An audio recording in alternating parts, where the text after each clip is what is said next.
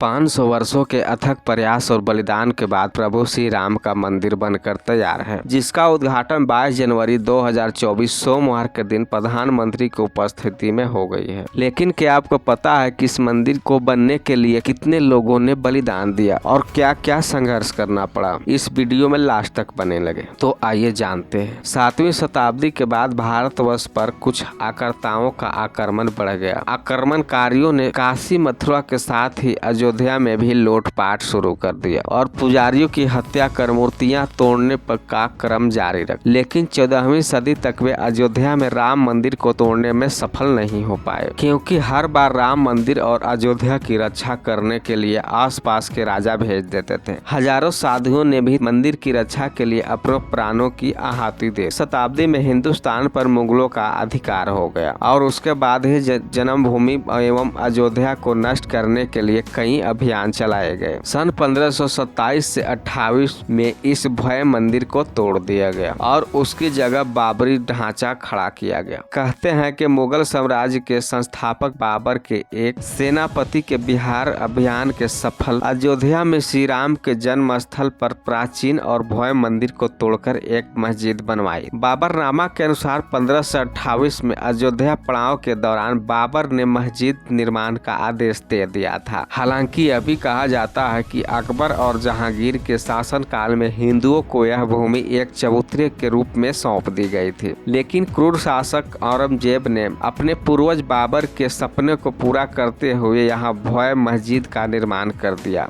उसका नाम बाबरी मस्जिद रख दिया। ये 1,74,000 साधुओं ने दीदी अपने प्राणों किया हो। जब मंदिर तोड़ा जाता था तब जन्मभूमि मंदिर पर सिद्ध महात्मा श्यामानंद जी महाराज का अधिकार था। उस समय भेटी का राजा महताब सिंह बद्रीनारायण ने मंदिर को बचाने के लिए बाबर की सेना से युद्ध लड़ा। कई दिनों तक युद्ध चला और अंत में हजारों वीर सैनिक शहीद हो गए। देवीदीन पांडे का बलिदान। उस समय अयोध्या से 6 मील दूरी पर सनेथु नाम के एक गांव में पंडित देवीदीन पांडे ने वहां के आसपास के गांवों सराय, सिंसिंडा, राजेपुर आदि के सूर्यवंशीय क्षत्रियों को एकत्रित किया और फिर से युद्ध हुआ। पंडित देवीदीन पांडे सहित हजारों हिंदू शहीद हो गए और बाबर की सेना जीत गई। महाराज रणविजय सिंह का बलिदान। पांडे जी की मृत्यु के 15 दिन बाद हंसवर के महाराज रणविजय सिंह ने सिर्फ हजारों सैनिकों के साथ मीरबाकी की विशाल और शस्त्रों से सुसज्जित सेना से रामलला को मुक्त कराने के लिए आक्रमण किया। लेकिन महाराज सहित जन्मभूमि के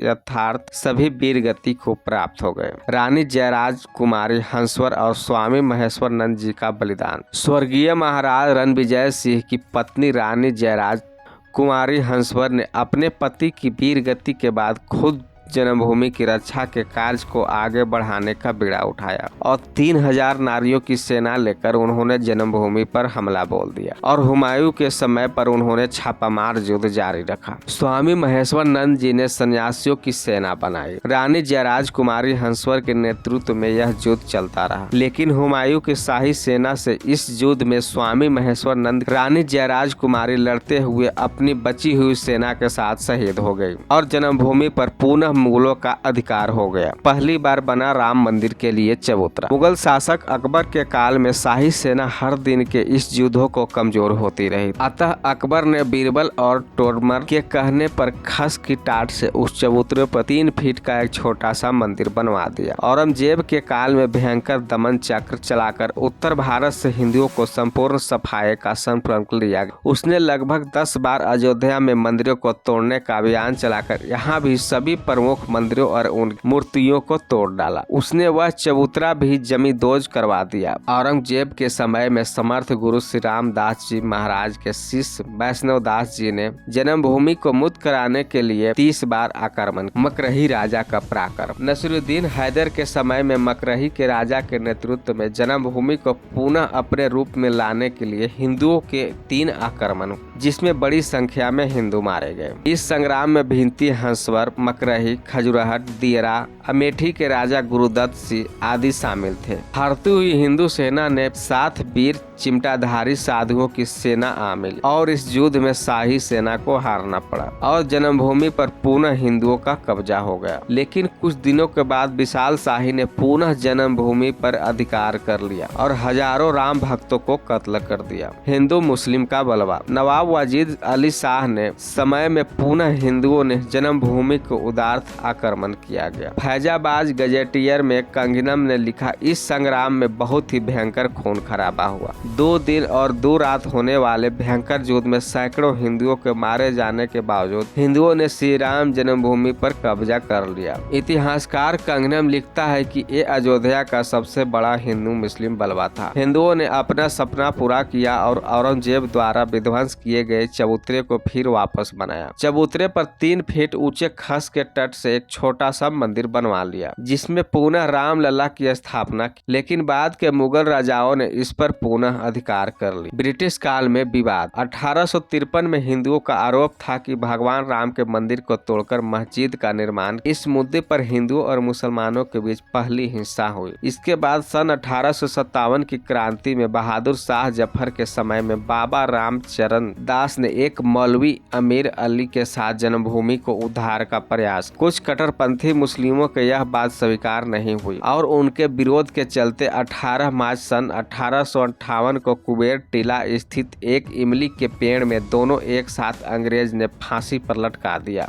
विवाद के चलते 1859 में ब्रिटिश शासकों ने विवादित स्थल पर बाड़ लगा दी और परिसर के भीतरी हिस्से में मुसलमानों और बाहरी हिस्सों में हिंदुओं को प्रार्थना करने की अनुमति दे दी। पहली बार न्यायालय में केस। 19 जनवरी 1885 को हिंदू महंत रघुवीर दास ने पहली बार इस मामले में फैजाबाद के न्यायाधीश पंडित हरि किशन के सामने रखा। इस मामले में कहा था कि मस्जिद की जगह पर मंदिर बनवाना चाहिए, लेकिन वह स्थान प्रभु श्री राम का स्थान। वर्ष 1947 में भारत सरकार ने मुसलमानों को विवादित स्थल से दूर रहने के आदेश दे दिए और मस्जिद के मुख्य द्वार पर ताला लगा दिया, जबकि हिंदू श्रद्धालुओं से एक अलग अलग जगह से प्रवेश दिया जाता रहा। कहते हैं कि कुछ हिंदुओं ने मूर्तियां वहां रखवाई थी। मुसलमानों ने इस पर विरोध व्यक्त और दोनों पक्षों ने अदालत में मुकदमा दायर किया। सरकार ने इस स्थल को विवादित घोषित करके ताला लगा दिया। बीहिप ने किया समिति का गठन। सन 1984 में कुछ हिंदुओं ने विश्व हिंदू परिषद के नेतृत्व में भगवान राम के जन्म स्थल को मुक्त कराने का वहां राम मंदिर का निर्माण करने के लिए एक समिति का गठन किया। बाद में इस अभियान के नेतृत्व भारतीय जनता पार्टी के मुख्य नेता लाल कृष्ण आडवाणी ने संभाल लिया। बाबजी मस्जिद एक्शन कमेटी का गठन। सन 1986 में जिला मजिस्ट्रेट ने हिंदुओं को प्रार्थना करने के लिए विवादित मस्जिद के दरवाजे से ताला खोलने का आदेश दिया। मुसलमानों ने इस विरोध में बाबरी मस्जिद संघर्ष समिति का गठन किया, यानी बाबरी मस्जिद एक्शन कमेटी। सन 1989 में हिंदू परिषद ने राम मंदिर निर्माण के लिए अभियान तेज किया और विवादित स्थल के नजदीक राम मंदिर की नींव रखी। इसी वर्ष इलाहाबाद उच्च न्यायालय ने आदेश दिया कि विवादित स्थल से मुख्य द्वारों को खोल देना चाहिए और इस जगह को हमेशा के लिए हिंदुओं को दे देना चाहिए। 30 अक्टूबर 1990 को हजारों राम भक्तों ने मुख्यमंत्री मुलायम सिंह द्वारा खड़ी की गई अनेक बाधाओं को पार कर अयोध्या में प्रवेश किया और विवादित ढांचे के ऊपर भगवा ध्वज फहरा दिया। लेकिन 2 नवंबर 1990 को मुलायम सिंह ने जादव ने कार सेवकों पर गोली चलाने का आदेश दे, जिसमें सैकड़ों राम भक्तों ने अपने जीवन की आहुतियां दी। सरजू तट पर राम भक्तों की लाशों से पट गया। इस नृशंस हत्याकांड के बाद अप्रैल 1991 को उत्तर प्रदेश के तत्कालीन मुख्यमंत्री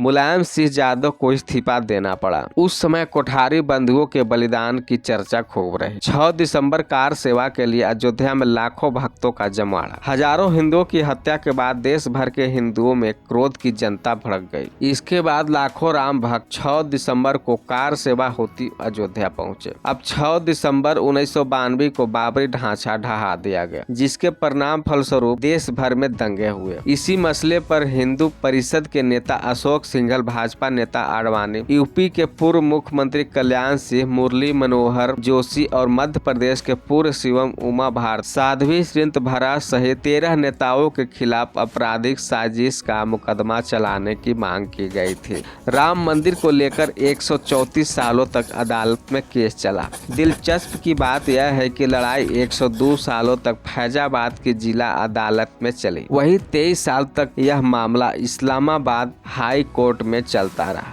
इतना ही नहीं, राम मंदिर का विवाद 9 साल तक सुप्रीम कोर्ट में भी चला। दोस्तों, यह जानकारी अच्छी लगी तो कमेंट में जय श्री राम जरूर।